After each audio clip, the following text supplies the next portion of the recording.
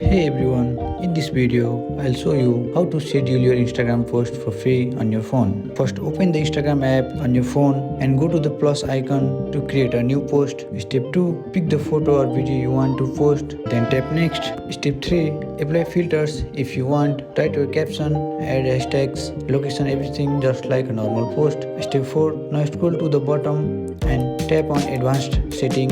Step 5, here you will see and the option called schedule this post. Turn it on.